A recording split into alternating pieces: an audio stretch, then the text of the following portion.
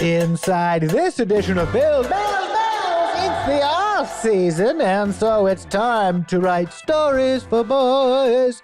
It's time for inventing situations and wasting precious time. It's list-making season, boys and girls, and so here are my top 10 Buffalo men on the Bills. Let's hope these few come through big time for the Bills.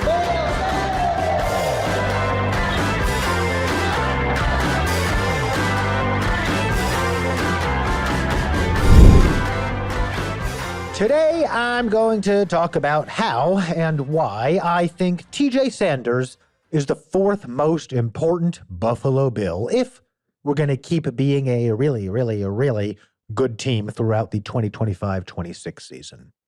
And the best way to introduce TJ Sanders, who, of course, as the 41st overall pick in this past 2025 NFL draft, has not played it down for our beloved Buffalo Bills, is to lay out how the Bills' pass rush compares to other teams' respective pass rush operations, and then use that as evidence that can help us project how TJ Sanders can make substantive contributions to said pass rush. Not as Ed Oliver's understudy, not as Ed Oliver's backup, not as the second or third three-tech on the depth chart. In the depth chart? Or on the depth chart. Is it Monaco or Monaco? Science? And not as your typical rookie learning from the sidelines, but as Ed Oliver's co-pilot on the interior of the defense, particularly on third and medium and third and long. Evidence: on third downs in 2024, when the opponent decided to pass the ball, which happened 152 times, Ed Oliver faced 56 double teams, a third down pass play double team frequency rate of 37%. By way of helpful comparison, on those third down plays when the offense decided to pass against the Chiefs, Chris Jones was double teamed on 54 out of 186 snaps, which shakes out to a third down pass play double team frequency rate of 29%. While again, on third downs when the opposing offense decided to pass the ball, the Dallas Cowboys' Osa Odighizuwa was double teamed on 81 of 150 such snaps, which shakes out to be a third down pass play double team frequency rate of 54%. And that's despite having Micah Parsons on his team, who, we'd expect to get double teamed, at least sometimes. So, again, quick statistical recap. On third downs, when the opponents decided to pass the ball last season, Ed Oliver got double teamed, 37% of the time. Chris Jones got double-teamed 29% of the time, and Osa Odighizuwa got double-teamed 54% of the time. Parsons, by the way, attracted a high rate of double teams for a defensive end, getting double-teamed on 30 of 124 third-down pass plays last year, a frequency of 24%, while Greg Rousseau got double-teamed on 9 out of 180 third down passing snaps, a frequency of 0.05%. Almost a Blutarski. Why do we give a damn about all these third down double team frequency rates, my dear? Frankly, we give a damn, my dear, because there are very few straight lines in professional football. And the best teams win on the margins. The best teams win with a play here, a play there, a single unexpected wrinkle, a zag when most zig. Ed Oliver, Chris Jones, Osa Odighizuwa. Starting three techs. Good starting three techs. PFF says Chris Jones is the best. PFF says Ed Oliver is 19th the best. And PFF says Osa Odighizuwa, God, is that fun to say, Cassis Bele, is 31st best. Yet, Chris Jones is the dude on our list who sees the least frequent third down double teams on passing plays. That makes me shrug. It makes me tap on my imagination's shoulder so he, sorry to gender you, Mr. Imagination, can help me make heads or tails of it. So, in order to provide my imagination with the requisite statistical evidence to put it to work, I'm going to serve up some more metrics, and then we'll introduce TJ Sanders into the story for realsies. When Chris Jones got double-teamed on third down pass plays, the Chiefs registered a sack 9% of the time, while blitzing on 44% of those passing downs. When Ed Oliver got double-teamed on third down pass plays, the Bills registered a sack 11% of the time, despite the Bills only blitzing on 20% of those downs. Now, both the Bills and the Chiefs finished the 2024-25 regular season with 36 team sacks, tied for 18th in the league. So neither the Chiefs nor Bills had a pass rush to write home about. But ain't it interesting that our beloved Buffalo Bills, who struggled so mightily to get off the field on third down last year, were able to get home and sack the quarterback more frequently than one of the league's best overall defenses, despite bringing extra men on a blitz half as frequently? Those Dallas Cowboys, meanwhile, who led all four down lineman defenses with 52 team sacks in 2024, when their three-tech, the aforementioned Osa Odighizuwa, got double-teamed on third down pass plays, the Cowboys registered a sack 20% of the time, but blitzed on 47% of those third down passes. So, to blitz or not to blitz?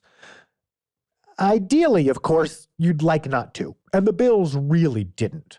Again, KC blitzed on 44% of third down pass plays when Chris Jones was double-teamed and sacked the quarterback 9% of the time.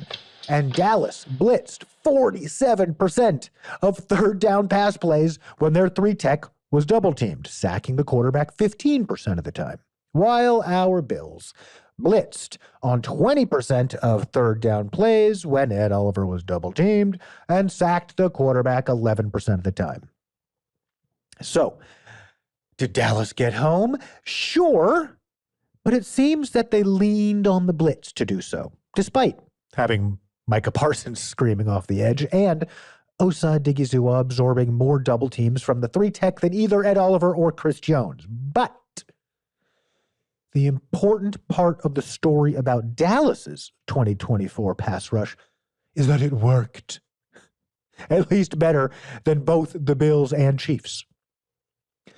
Dallas not only got to the QB on 10.2% of pass rush sets, the second highest rate in the league and highest among teams that use four down linemen, but Dallas got off the field on third down 64% of the time versus Kansas City, who got off the field only 58% of the time on third down, and our beloved Buffalo Bills, who were only better than Carolina and Atlanta at stopping teams on third down, surrendering a third down conversion percentage of 44%, and so getting off the field 56% of the time.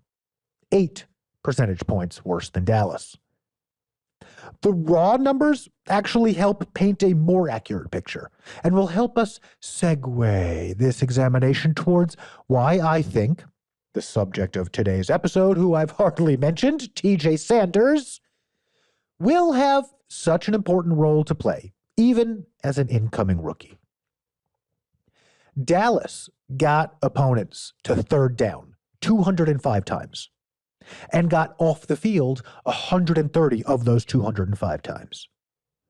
The Bills got teams to third down 229 times and got off the field 127 of those 229 times. So, Buffalo's defense faced 24 more third downs than Dallas's, but got off the field 3 fewer times. If we massage those numbers into an imaginary game scenario, we get a small but very significant number. And that number is just about 1. 1 time per game, maybe 1.5 times per game, is the difference between a top 10 third down defense and a bottom 3 third down defense. The moral of the story: someone's got to make a play. Someone's got to make a damn play. And I'm going to tell you why I think TJ Sanders can be that dude who can make that play, or be that dude that helps Ed Oliver make that play. And I'm going to do that after this.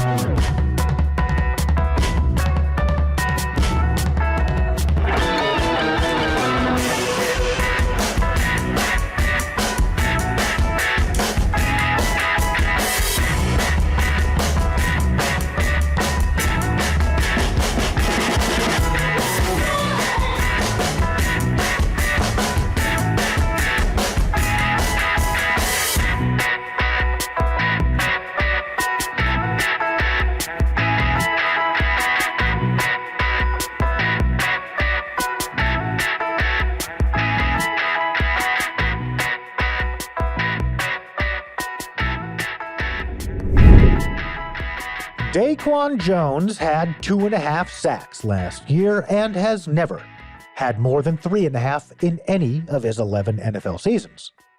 We all know that Joey Bosa is going to be on a pitch count this year, and we all know that Joey Bosa is often bit by the injury bug, and we all know that Joey Bosa has already been bitten by said injury bug, and it's not even Independence Day yet. There are many in Bills Mafia who have confidence that Greg Rousseau is going to reveal a new bag of tricks this year and register double-digit sacks this year, something he's never done in 4 seasons. I love Groot. Groot is statistically a top-tier run-stuffing defensive end, and I simultaneously, while loving him, have no evidence whatsoever that Greg Groot Rousseau has some new bag of tricks to reveal that is full of third down quarterback sacking goodies. Let me tell you what the game film I've watched on Rousseau reveals. The game film reveals a player with very good, possibly even elite, keying and reading capability. A player with very good hand usage.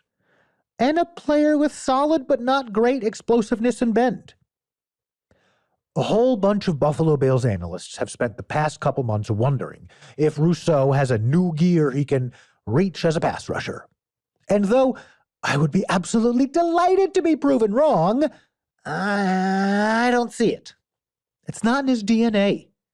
It's neither in his physical DNA, as a player with limited off-the-ball explosiveness and solid but not great bend, nor in his psychological DNA as an academic player, a player who really focuses on being in the right place as often as possible, rather than gambling on making the big play to become a dominant pass rusher. That's what I think of Greg Rousseau. What do I think of other fellas on our beloved Buffalo Bills defensive line? We all know that Michael Hoyt won't step on the field for the first time in a Buffalo uniform until Week 8 in Charlotte, North Carolina, at the earliest. We all know that Larry Ogunjobi won't step on the field for the first time in a Buffalo uniform until Week 8 in Charlotte, North Carolina, at the earliest. So, who in the funk is supposed to bring down the quarterback Week 1 against Baltimore, Week 2 against the Jets, Week 3 against the Dolphins, and then against the Saints, Patriots, and Falcons? Javon Solomon?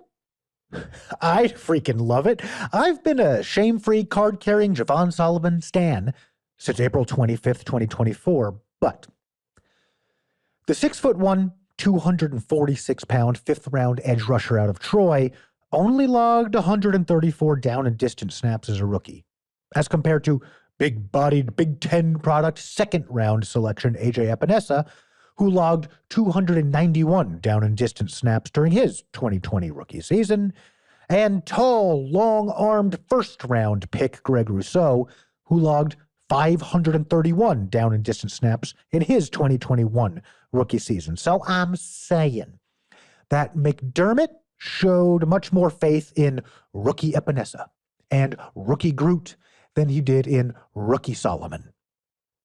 I'd like if the tea leaves offered a story to read that included Javon Solomon logging near 300 snaps this season.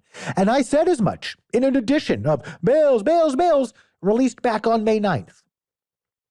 But I wouldn't retain much in the way of journalistic integrity if I submitted that my reading of said tea leaves, insofar as they tell a tale based upon historical data of the McDermott-era Bills, suggested that we'll see Javon Solomon on the field for 300 or more down and distance snaps this year. And so, who is left to absorb those snaps along the defensive line, particularly on third down passing downs?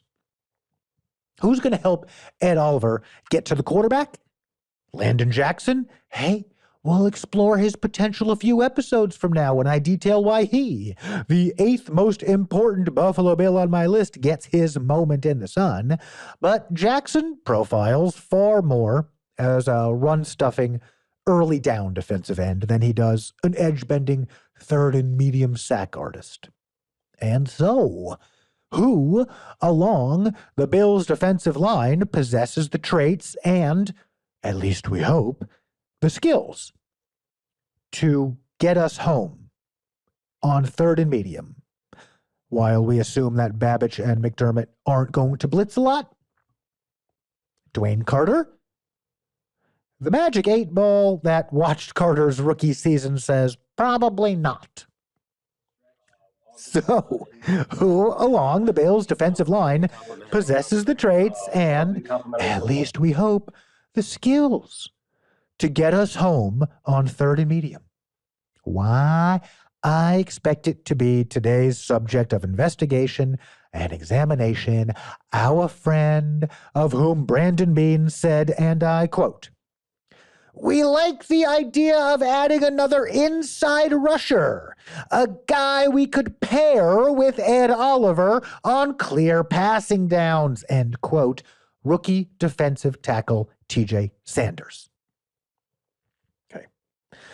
At the bottom of the rhetorical pyramid are the facts that he, TJ Sanders, has the physical traits to challenge Ed Oliver for the title of best athlete this team has had on the interior in the McDermott era.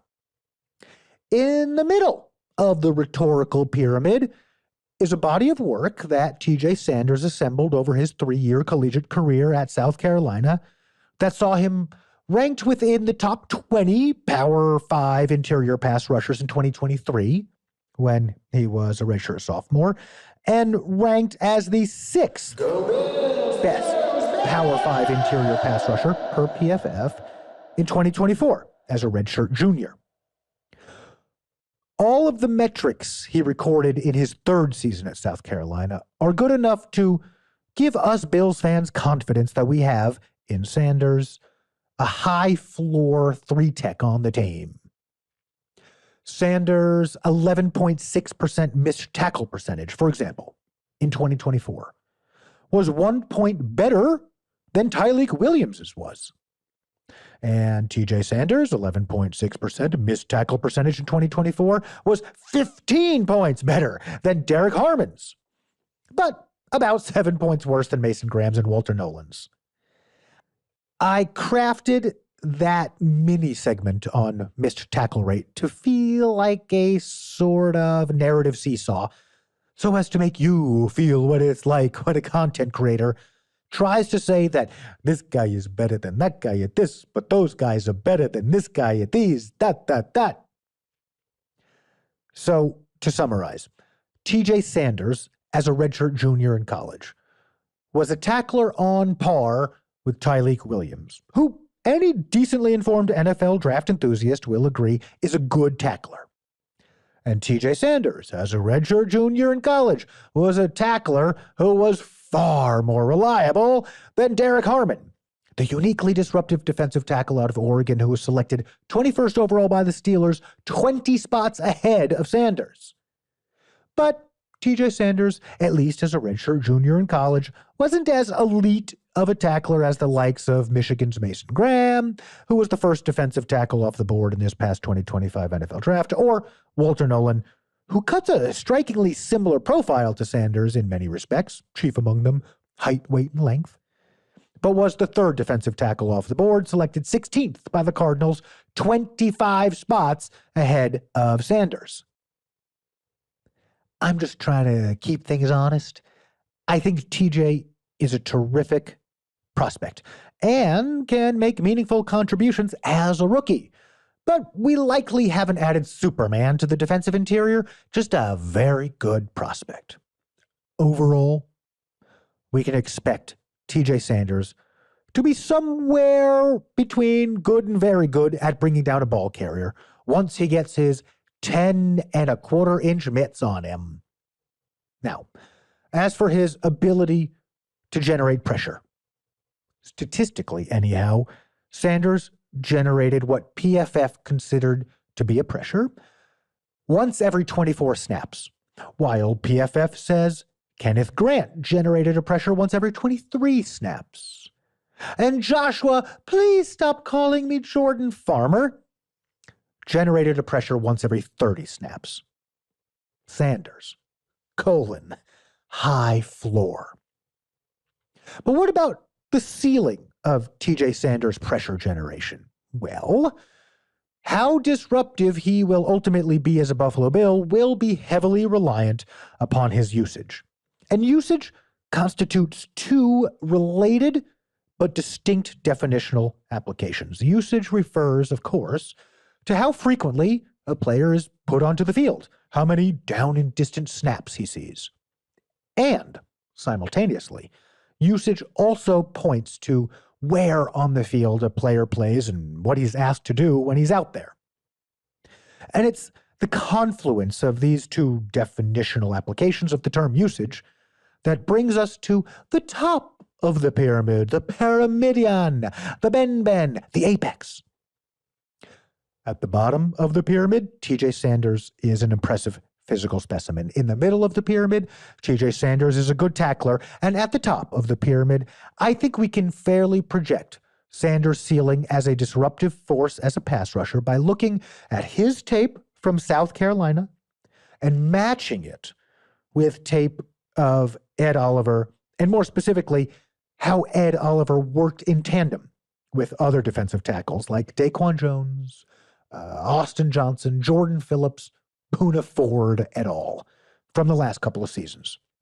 So, I watched South Carolina play Ole Miss in Week 5, Missouri in Week 11, and Clemson in Week 13, and saw a player in Sanders who can use his long arms to win leverage against interior offensive linemen and effectively use that leverage to drive those linemen into a quarterback's lap, or use the leverage to shed the linemen altogether.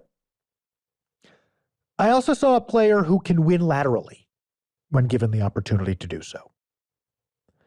To position those evaluations into some context, when I watched Kenneth Grant work against USC's and Texas's interior, I saw a more linear athlete, one who doesn't possess the physical traits optimized for maneuvers like gap exchanges, traits that are not optimal for lining up beyond the 3-tech, that is, in the 4-eye or the 5 technique. And so that you don't think I'm hating on Kenneth Grant, who absolutely would have ranked as my number 4 most important Buffalo Bill if we'd somehow drafted him instead of Sanders, Grant has the potential to anchor the Dolphins' 3-4 interior so effectively from day one that I predict that Miami's rush defense will jump from 9th to top 5 this season and stay there so long as Grant is their nose tackle. But the point of the comparison is to contextualize how and why I predict TJ Sanders' usage to manifest the way I predict it will. Sanders gets skinny and splits double teams, against which Kenneth Grant would drop a knee and anchor. TJ Sanders would use his lateral agility to deke a guard, against whom Kenneth Grant would bull rush. And TJ Sanders can reach a top speed in the range of 18 miles an hour when working from a 4-eye or a 5-tech alignment to blitz through the opposite A-gap. Just stuff that you wouldn't even ask Kenneth Grant to do. And so, you see, my dear Bills devotee, that it doesn't require too much imagination to envision Sanders' usage as a Buffalo Bill, leveraging his agility, his length, his speed, and his lateral quickness by aligning him in a variety of techniques along the defensive front and having him run games with Ed and with defensive ends out of those various alignments. Heck, as useful and disruptive as we can imagine him being reducing or looping from wide alignments, we can equally imagine Sanders wreaking havoc and confusion from the 0 and 1 technique. Why should we think that Sanders might line up at the 0 or 1? Why should we think that Sanders might line up shaded inside the tackle or even over the tackle in the 5 technique? Well, because we've seen Ed line up in all those places. Of Ed Oliver's 727 defensive snaps last season, just under a third of them came as the 3 technique on the right side. About a quarter of them came as the 3 technique on the left side. Over a third of them saw him lined up in the 4 or the 5, either to the left or the right. Oliver even, technically according to PFF, lined up as a linebacker 30 times last year, and even though he only lined up in the 0 or 1 technique a handful of times, one of those times was over the recently retired Frank Ragnow, and he absolutely rocked his world. And when you flip on the All-22 and watch Babbich's defensive alignments, they're pretty cool. They're pretty creative. They're not boring, and some might even call them rather imaginative. TJ Sanders simply ain't lining up as a boring old 3-tech for this defense. Where Ed Oliver has short 31 3/4-inch arms, Sanders has long 33 1/8-inch arms. And they honestly look longer when he gets them extended into the throat of a guard or a center.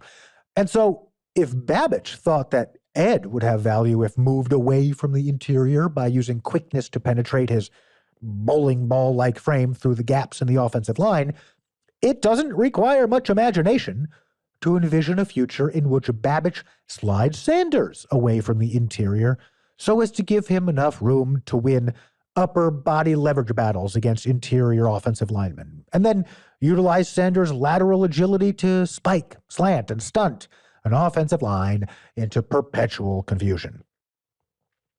The tape I watched of South Carolina's 2024 defense presented a drowsy, boring, totally unimaginative defense. And when I sought out PFF's premium stats feature to corroborate my findings, I was validated. My eyes indeed did not deceive me. 75% of Sanders' 2024 snaps for the Gamecocks came as the 3 technique on the right side of the line.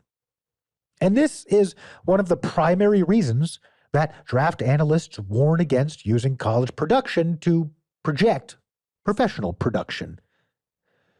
Instead, we got to use our imaginations. In my imagination, since we have seen the Bills move Ed Oliver all over the defensive line, and since we've seen him produce from many different alignments, I therefore imagine TJ Sanders aligning all over the defensive front and using his speed and explosiveness to win upfield against one-on-one blocks while Ed is getting double-teamed, and using his lateral agility to gap exchange with Oliver and even with Rousseau, or just using his lateral agility to beat double teams when he faces them to make that one big play in the backfield each game that, as I said before, distinguishes a top 10 third down defense from a bottom 3 third down defense. And ultimately, that's what the McDermott defense is all about. Being disruptive while playing it safe. Playing 2 high safeties, keeping the game in front of you, while asking your interior linemen to one-gap their way to making splash plays, to one-gap their way to wreaking the kind of havoc that forces the opposing quarterback into that one mistake that turns into that one turnover that changes the game. Ed Oliver has never had a friend like TJ Sanders. And since it would be a terrible waste to have TJ simply play Ed's backup, and since it could be so disruptive to have Sanders and Oliver co-piloting the interior together, I really don't think I'm crazy to imagine a season during which TJ Sanders and Ed Oliver team up to be really, really, really productive in the pass rush and elevate this defense to one which stunk on third down last year, to one that forces opponents to make that one big mistake once a game on third down. To put a bow on the Sanders projection, the Bills' defense is not built to be stout. This is not the 85 Bears defense that didn't give up an inch. Sean McDermott defenses are designed, schematically and with specific personnel, to bend an opposing offense until that opposing offense breaks. A back seven that doesn't let anything get deep, combined with a penetrating front, is designed to heat up the opposing quarterback and then seize the opportunity to cause a turnover. Sanders fits so damn neatly into that strategy that I have a high level of confidence in his traits, that is his length and lateral agility, being used by Bobby Babich to apply the requisite pocket pressure that can, again, steer opposing quarterbacks towards that once or twice a game mistake that tips the scales in our favor more than any other player on this team, not named Josh Allen, Matt Milano, or Taron Johnson. Therefore, TJ Sanders, you're my number 4 most important Buffalo Bill for this season.